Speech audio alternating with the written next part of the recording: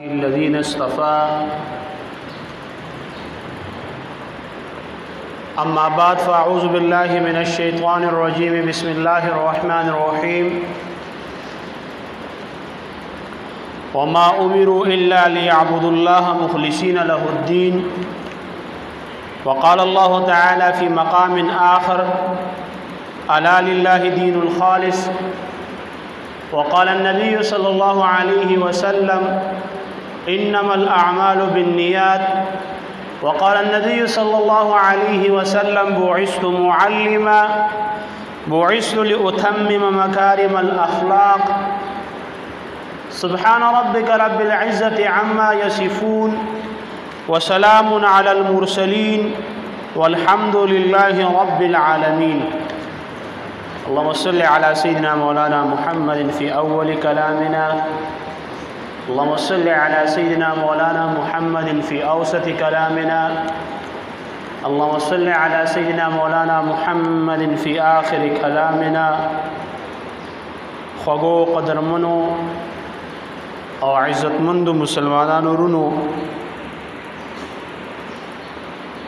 د نیکو اعمالو قبل دل به هغه وخت کېږي چې کله پای کې اخلاصي کله هغه خالص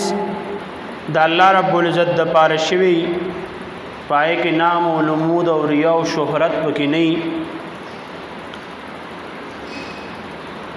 علماء کرام د اخلاص تعریف په مختلفو الفاظو سره کوي چې مجموعه د هغې ټولو نه دا راوځي چې هغه کار خالص د الله رب العزت د رضا دپاره وي پای کې ښودنه نه وي پای کې ریا نه وي پای کې شهرت نه وي کم کار چې خالص د الله رب العزت د رضا دپاره وشي نو هغې ته ویلی کېږي اخلاص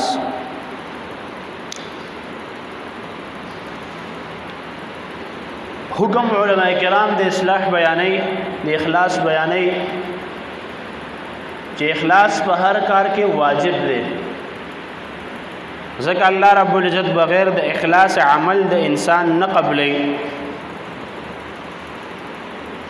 قرآن مختلف آیاتونو کې الله رب العزت د اخلاص متعلق فرمایي او یو د کې فرمایي چې تاسو په اخلاص سره د الله رب العزت عبادت کوئ بل کی فرمای په مخکینی امتونو پیغمبرانو باندې دا خبره لازم وا چې تاسو په خپل عملونو کې اخلاص پیدا کړئ بل ځکه الله رب العزت فرمای چې مخلص خلق لمن اجر او ثواب ډیر زیات ورکو یو ځکه د اخلاص کوونکو ستاینه الله رب العزت کړی دا بل ځکه الله رب العزت فرمای چې بچا کې اخلاصي نو دا مخلص خلق به د شیطان د گمراهۍ نه الله رب العزت محفوظ ساتي او یو ځکه الله رب العزت دام فرمایلی دي چې مخلص خلق له الله رب العزت دردناک عذاب نه ور کوي دیو جن علماء کرام فرمایي چې په قران او حدیث کې د اخلاص ډیر زیات فضیلت راغلي دي نو چې کله ویل کېږي چې لکه دا عمل خالص د الله رب العزت د پاره وکړو دا غي مطلب دا دی چې په دې کې بل څوک مشرک وا مد چا د خودنې د پاره مد چا د تعریف د پاره مد چا د خو الفاظ د پاره عمل کو بلکې خالص د الله رب العزت د پاره د عمل وکړه او چې کله تاسو قران او حدیث کلاو کوي نو په قران او حدیث کې د اخلاص لپاره مختلف قسم الفاظ راځي بعضو زینو کې راځي لله چې د عمل تاسو خالص د الله رب العزت لپاره کوي بعضو زینو کې راځي فی سبیل الله الفاظ راځي بعضو زینو کې راځي ابتغاء مرضات الله چې تاسو د الله د رضا د تلاش کولو لپاره د عمل کوي او بل ځکه الله رب العزت یرید به وجه الله دا الفاظ راوړي یا ایمانا او احتسابا الفاظ په قران او په حدیثو کې راغلي دي دا ټول په دې خبره باندې دلالت کوي چې تاسو کوم عمل کوئ نو هغه خالص د الله رب العزت لپاره وکړئ او الله رب العزت عمل قبلی کې باغ وخت چې کله پای کې اخلاصي خالص د الله رب العزت د پاره شوی کنینو الله رب العزت عمل هغه نه قبلې. ځکه قران کې او حدیثو کې بار بار د خبره تاکید راغلی دی چې الله رب العزت د یو انسان مال ته نه ګوري، الله رب العزت د یو سړي شکل او صورت ته نه ګوري، بلکې الله رب العزت د خلقو عملونو ته ګوري چې د انسان عمل هغه څنګه دی. ان الله لا ينظر الى صوركم واموالكم ولكن ينظر الى قلوبكم واعمالكم. چې الله رب العزت په خوا کې اعتبار د مال او د صورت نه دی چې دا پلان کې مالدار دی درجه سیوا ده، پلان کې په شکل او صورت خره درجه سیوا ده. دنیاوی قانون کې خود سي کېږي چې یو سړی مالداري نو خلک غلط بیل درجه ورکوي، بیل قدر ورکوي، بیل خیال ساتي. لکه تاسو وکتلی چې کله یو خان سړی گاډي ته خېجو نو دا ډېرې چمچیو سګیر چاپېره تاویږي را تاویږي، دی خو یې راواله، خپل لاس یې راواله، شاته یې واړوه، مخې ته یې واړوه، دیوال ته درنه ونه لګي.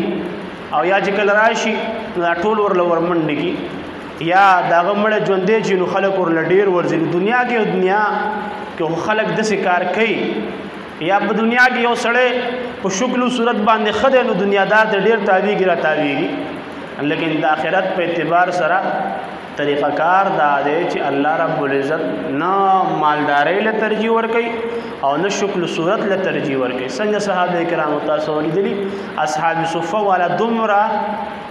د جامع مقدار وسلو چې صرف به خپل ستر پټو، لیکن الله رب العزت څومره لوی مقام ورکړی ابو جهل چې هغه خاندانی قریشي او د غټو درجو والو، لیکن هغه داغه نه بار مال او دولت پسې نه و، نو په شکل او صورت پسې ورنه بلال رضی الله تعالی عنہ د حبشي اوسیدونکو چې د حبشي عام خلک څنګه هغه شانتیو، لیکن داغه باوجود چې کله ایمان ملاو شو نو د اذان ذمه ورته ملاو شو. نو د الله رب العزت په خوا کې اعتبار چې کوم دی هغه د نیکو اعمالو دی، بلکې الله رب العزت فرمای چې دارومدار هغه په تقوا باندې دی چې څومره چا کې تقوی دومره د هغه درجه هغه به اوچتوي. نو الله رب العزت او بعض علما کرام لیکي چې الله رب العزت په خوا کې تعداد نشته دی چې څومره ډېر په ورواړو ما، بلکې لږ دي چې اخلاص پکې، بل طرف ته بشمار دي اخلاص پکې نشته. نو دیو جن علما کرام فرمای چې وړو کې نه وړو کې عمل چې خالص د الله رب العزت د پاره وشي هغه د غټ عملنا ډېر غوړه دی چې هغه د خالص د الله رب العزت د رضا د پاره نه چې پاره کې چرته د یو انسان او یا چاته خودل بږي شوی او یا د خلکو د خوشالولو د پاره عمل شوی، نو الله رب العزت عمل ته په هغه سترګه نه ګوري کوم عمل ته چې الله رب العزت په اخلاص سره ګوري. بل ځکه الله رب العزت نبی کریم صلی الله علیه وسلم فرمایي چې عمل بقبلی صرف هغه چې پای کې اخلاص وي. ان الله لا يقبل من العمل الا ما كان له خالصا، چې عمل به صرف هغه قبلیږي چې کوم پیغمبر علیه السلام فرمایي چې خالص د الله رب العزت د رضا د پاره شوی، وبتغي به وجهه چې هغه کې د الله تعالی رضامندګي تلاش کړی شوی. نو حکم د اسلام زمنګ د پاره دا چې کوم عملم کوي پای کې اخلاص پیدا کړي، ځکه چې بغیر د اخلاص الله رب العزت عمل د چا قبلې نه. د دنیا قانون دا دی چې کله یو سړی د چا خدمت کوي، چا سره سلوک کوي، چا سره د احسان معامله کوي او خلک هم بیا دغه سړي قدر کوي، لکه پلان کې ما سره ډېر ښه کوي، زما قدر کوي، زما عزت کوي، ما سره د اخلاص معامله کوي، او بیا ته وګورې پته ورته لګي چې را دې سړي ما سره د ښه سلوک او د اخلاص او د قدر را سره کو، نو یا زما د خدمت کو دا خو څه د مفاداتو د پاره کو، څه دنیاوي لالچ بدی کیو، څه خپل فائدې پکې مقصود و، څه غرض پکې مقصود، نو چې کله دنیاوي فائدہ او غرض او مقصد را مخې ته شي نو دا غې نه پس بیا خلق دا غسړي غتیر احسانات غتیر خدمتونه غتیر څومره سې چې کړي په ټولو باندې وبو واړو سو یاره دې سړي دا د خپل عرض او د مفاد د پاره کو، نو اوس د الله رب العزت په معاملې کې چې یو سړی د کار وکړي چې یو عمل کوي او په عمل هغه خالص د الله رب العزت د رضا لپاره نه وي، پای کې خپل د ذاتی مقاصد او اغراض پراتی، نو الله رب العزت بیا د انسان د عمل ان قبل علماء کرام لیکلي دي چې د یو عمل د قبلېدو لپاره 2 شرط دي. یو شرط هغه اخلاص چې دغه تذکرہ تاسو ته ما وکړه، او دویم نمبر شرط دغه د پاره دا دی چې دغه نیک عمل په طریقه د پیغمبر علی السلام باندې شوی. یو عمل خالص د الله رب العزت د پاره وشو لیکن په طریقه د پیغمبر نه دی، نو بیا هم پاغه باندې ثواب نه ملاويږي. لکه اوس یو سړی را پاسه هغه چیرې سمونځونه 2 رکعات دي فرض او سمونځونه 4 رکعات دي، او اوس د ماخام موږ کوم د 3 رکعات دي، لهدا د 4 کومه یا 5 کومه یا 6 کومه او د منځونه د فرض سیوا کی، نو جذبه خو دې سړی نه کړه کنه، لیکن بل طرف ته وګورو نو عمل قابل قبول نه دی، الټه دې سړی ته ګناه ملاويږي. ولې ملاويږي؟ ځکه چې دا کار وکړو لیکن دا کار په طریقه د نبی باندې نه دی کړی، او عمل به قبلېږي اعلی چې کله پای کې سوشي اخلاص به پیدا شي او په طریقه د نبی وشي، نو بیا پای کې الله رب العزت هغه قبل. لکه اوس دا قرباني د پیغمبر علیه السلام طریقه کار دا دی چې د اختر منځو شي دا غینه پس په ثواب بل ورځ باندې حلالول شي. اوس یو سړی و چې د اختر په شپه باندې حلالو، ځکه چې سبا خو ټولو خلکو غوښې نن چا کړه غوښې نشته او زینن تقسیمو د قرباني په نیت کې قرباني الله رب العزت قبلې نه قبلې، ځکه وجه صدا وجه دا غیدار چې د عمل د پیغمبر علی السلام په طریقه باندې هغه او نشو، نو عمل به ال قبلېږي چې هغه په طریقه د پیغمبر علی السلام باندې وشي او پای کې مو سره اخلاص، نو الله رب العزت هغه قبلې.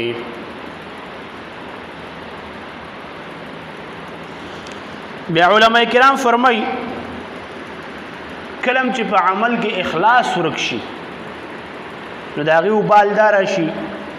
چې داغه په وجه باندې شرک پیدا شي. څومره چې د عملونو نه اخلاص کمیږي داغه وبالدار چې دومره معاشره کې شرک سیوا کوي، ځکه چې یو عمل خالص د الله رب العزت د ذات لپاره نه کیږي، نو خود بل د خوشاله ولود لپاره وشو. عمل نیک دی او بل په خوشاله، نو چې کله عمل نیک او بل په خوشاله نو دام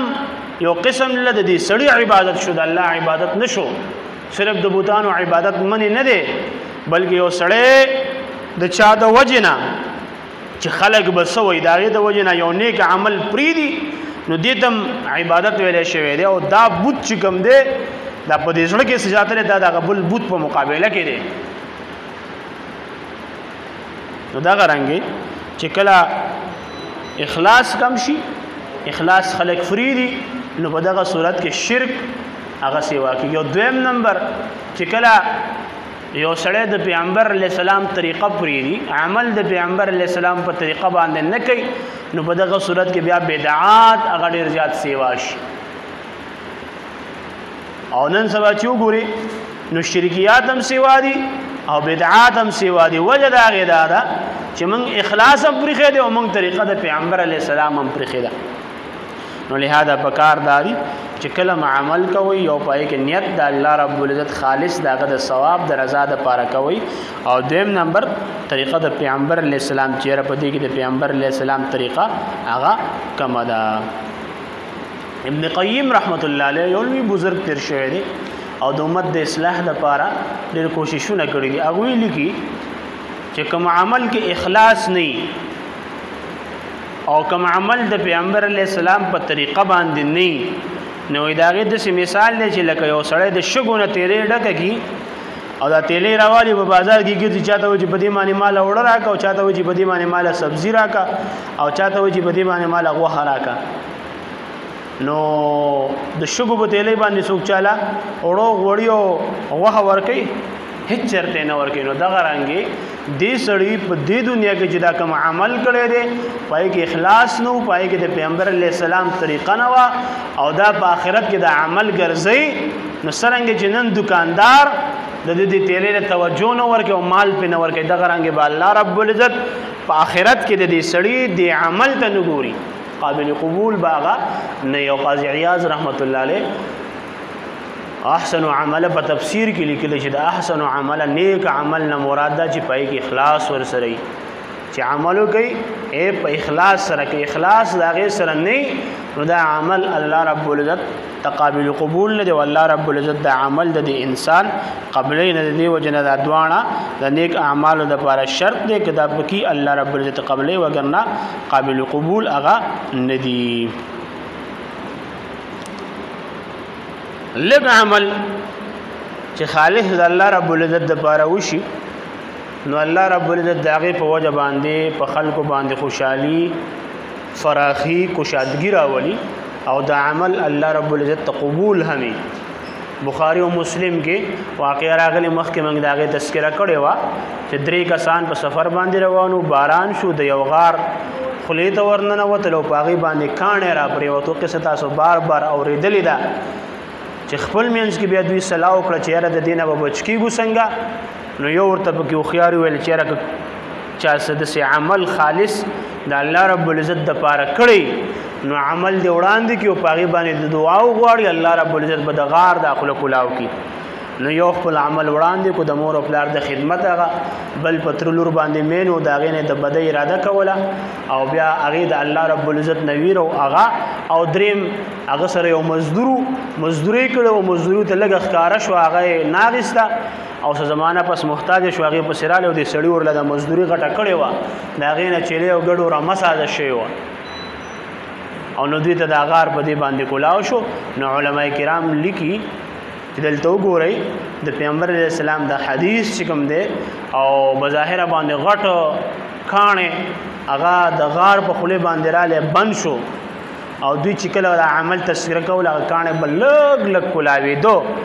نو د دینه دا خبره ثابتېږي چې کوم عمل خالص د الله رب العزت د پاره وشي الله رب العزت باغې باندې په خلکو باندې کوشادګي راولي فراوانی پیراولي رحمتونه باغې باندې راځي او پای باندې وسعت د الله رب العزت ملاوي کې دویم طرف ته بدی کې دا خبرم د دین هغه سلیکي چې انسان سوچي کې خپل ځان سره چې ما کم د عمل کړی چې خالص د الله رب العزت د رضا د پاره دی اللهم کبم باندې د حالت راشي یو ځای کې بند شي بندیوان شي گرفتار شي بانډه شي او هغه وخت تم چې رضا یو د عمل باندې سوال کوم چې الله رب العزت زما د الله او د مخمات کولاو کی او زم په دې باندې راخلاص شم نو د عمل د سرشتہ چې هغه خالص د الله رب العزت د پاره شوی زمون څومره عملونه چې دي نه خود خودنه د پاره کې قصې تاسو ورېدلې دي چیرې بیګا د شپې 2 بجې را پاسېدلې مستاسو په کور کې کلس کلس خطو نو دلته کلس کلس مقصد نه دی مقصد ورته دا چې د شپې 2 بجې را پاسېږم هغه تانوي صرف قصه تاسو مخکې ما ذکر کړی و چې ملمنه غلو مل چازه کې ملمشو او مسجد و چې بچی لار شي هغه دویمه پیدا چې زهج لته موزان سمې جانماز راوړو هغه جانماز راوړو چې د فلم په مونږ کې ولدا خبره خو مونږم کو اوس دا خبره چې کوم د صد پاره شو دا د خودنې د پاره شو یې سړی ته واره چې ما 2 حج کړی دي او دلته د حج د چا د خودلو د پاره شنو په دې باندې بیا عملونه نه ملاوي دا هر څه د سړی چې کوم دی هغه وړي نو د څه عملم کول پکاري چې خالص د الله رب العزت د رضا د پاره هغه د چا د خودنې د پاره نه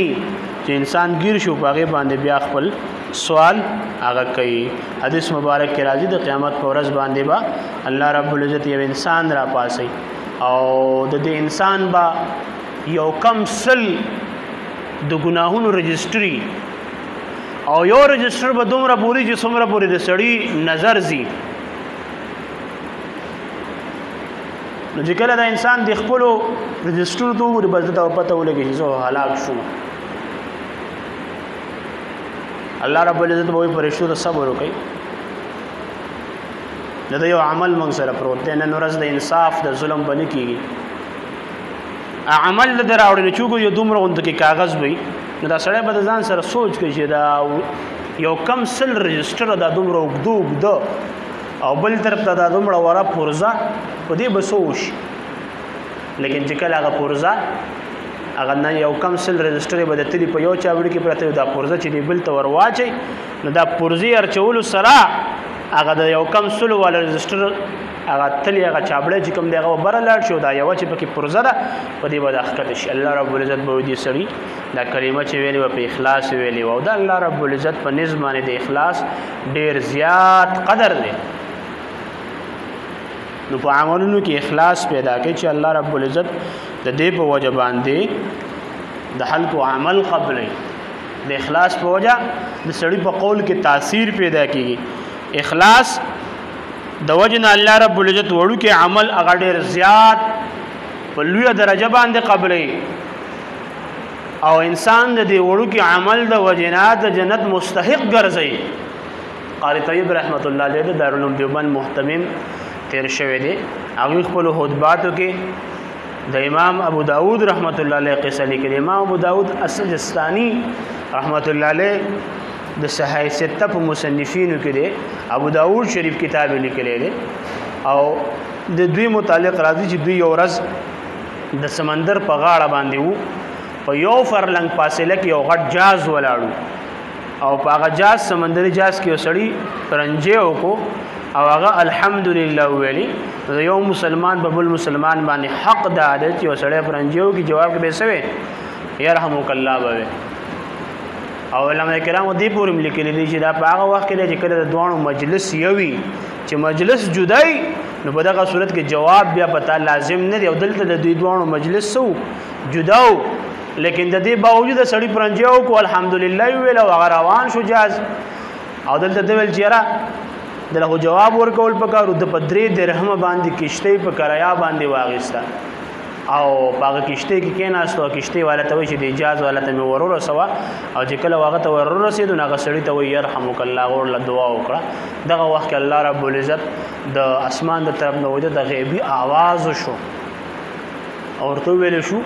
چې ابو داود رحمت الله علیه په 3 درهم باندې خپل ځان د پاره جنت واجب کو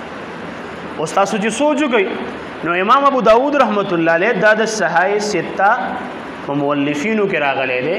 وو کتابونه د سړي چې هغه ته صحیح سته ویل کې پای کې یو ابو داود رحمت الله علیه لیکلي دي او سنن ابو داود هغه ته ویل کېږي او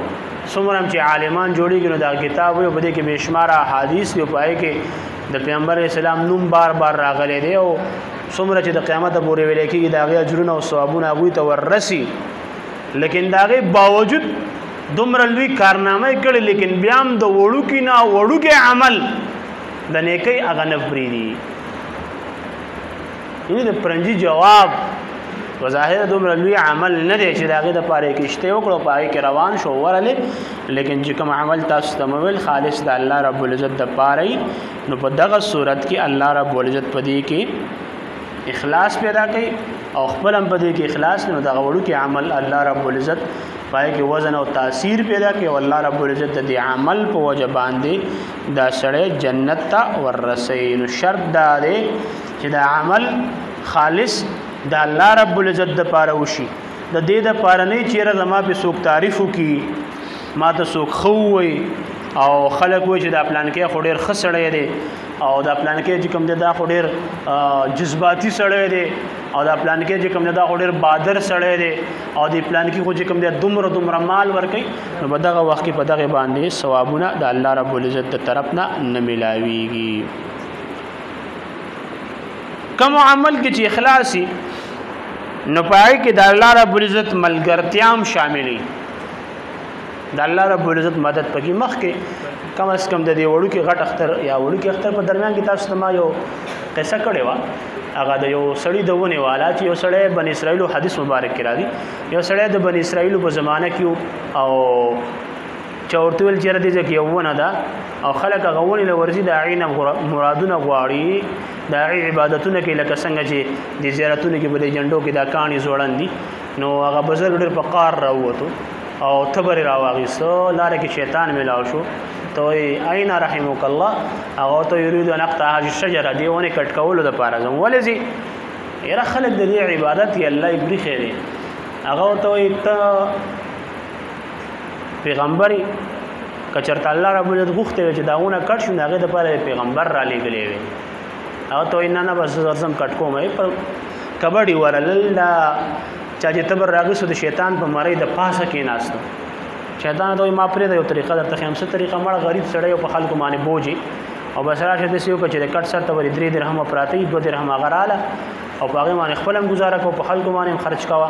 او بس ونه لاس مور اوړه دم سوچو کو چیرې او دا خبره صحیح ده ک الله تعالی غوښته چې داونه د کټ شي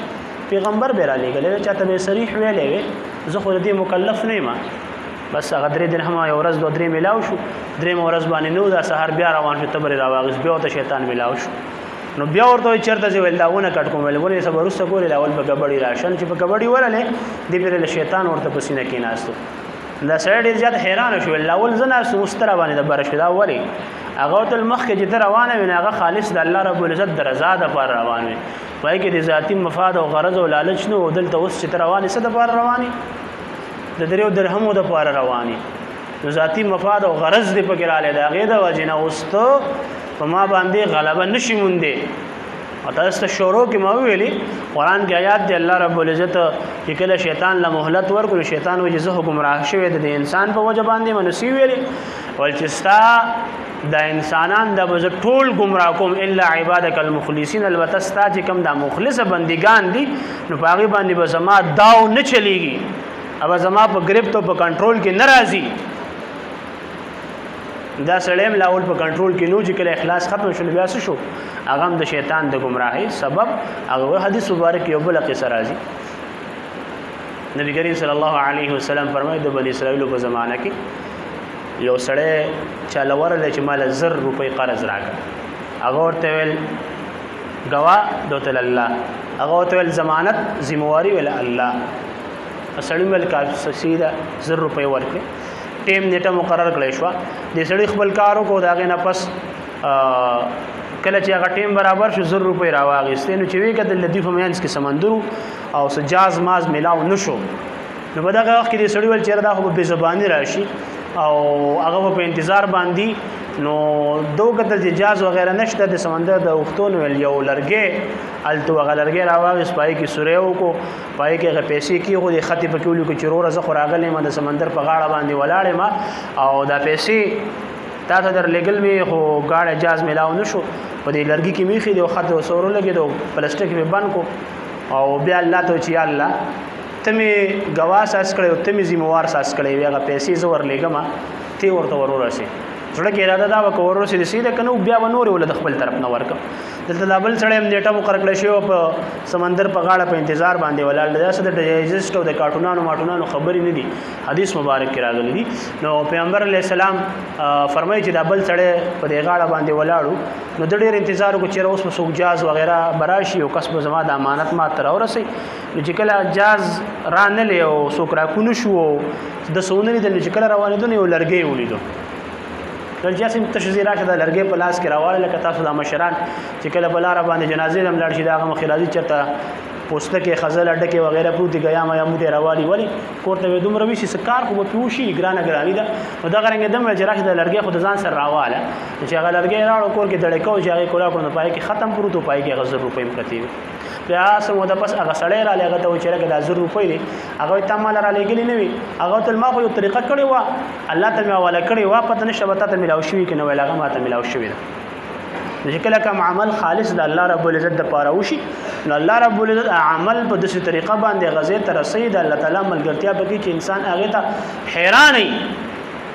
حیات الحیوان د علامه دمیری رحمت الله علیه کتاب دی په دې کې د زناورو خواص دي او ډېر عجیب کتاب دی ډېر عجیب قصې پای کې لیکل شوی پای کې یو قصه لیکلې ده چې کله الله رب العزت آدم علیه السلام زمکه ته راکوس کو نو چې دا خو اول خلیفہ او اول انسان په زمکه باندې نو دا قسم مخلوقات بدل راتلو دنه به دعاګانې غوښتي د زمکه پرشتي هم راتلې دی ورته دعا وکړه زناور هم راتل نو دا 200 یو ډله دوی لراله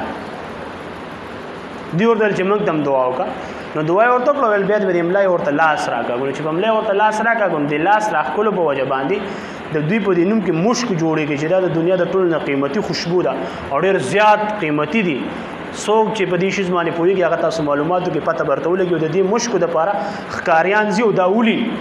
نو چې کله دا واپس ځنګل ته راغلو د نورو خلکو ته تاسو کو زناور چې دا څه مسله ده تاسو نو ډېر عجیب خوشبو زی نو د دغه شانتي الله رب العزت خپل خلیفہ ساس کړي او دنیا ته راغله او موږ غوښله ورغلو دعا ده پاره اگر ته دعا وکړه د هغې په برکت باندې دا مشک موږ سزا شوي نو دی نور هم لاړل نو چې دوی لاړه دوی ته هم دعا وکړه لاس یې پرې راکړه چې کله راغله نو بیا هم دوی کې هغه خوشبو نه وه نو دوی بیا هغه اوسویګانو ته وایي چې تاسو لاړې تاسو باندې لاس راکړه نو هغې نه خوشبو ساده شو موږ لاړو موږ ته دعا وکړه لیکن په هغې کې خوشبو خو موږ کې پیدا نه شوه نو هغه اوسې ورته په هغه وخت کې ویلي چې موږ تللي وو خالص د الله رب العزت د رضا دپاره څه د مفاد او د غرض او د لالچ دپاره نه وو تللي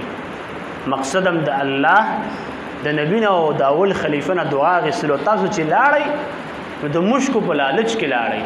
چې سره راته ملاو شي دا خوشبو راته ملاو شي نو ستاسو دا تک خالص د الله رب العزت دپاره نو ځکه تاسو ته دا څیز ملاو نه شو نو پکار دا چې کوم عمل هم کوئ په عمل کې اخلاص پیدا کوي بغیر د اخلاصه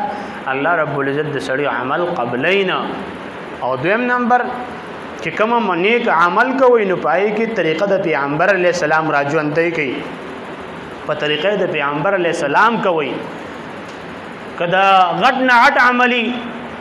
او څومره باغې باندې تاسو لکونو کرونو خرج کړئ اخلاص پکې نه په طریقه د پیغمبر علیه السلام نه هغه قابل قبول نه دی بل طرف ته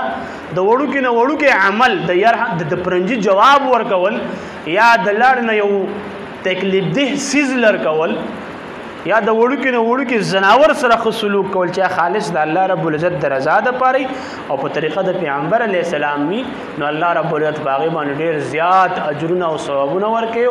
انسان له الله رب العزت بندې لارې کولاوي او د دغې عمل په وجه باندې الله رب العزت د دغې سړي دپاره جنت هغه واجب کوي او مستحق کوي او الله رب العزت خپل انوارات او رحمتونه په دې سړي باندې راوړي دعا وکړي چې څومره الله رب العزت د عمل کولو توفیق را نصیب کړي نبی کریم صلی الله علیه وسلم صورت سیرت زموږ ژوند کې راولي څومره بیماران دي الله شفای کامله عاجله ورکړي اسحاق ډاکټر سے بیمار دی اسپتال کې داخل دی دور تو کې الله رب العزت صحت نصیب کړي نور څومره بیماران دي الله شفای کامله عاجله ورکړي څومره مردگان دي اسلام دی الله کامل مغفرت نصیب کړي شرعي حاجتونه مرادونه د خپل خزانونو پوره کړي د بل درد ته محتاج مکه اخر خاتمه ټول په دې کلمه کې چې لا اله الا الله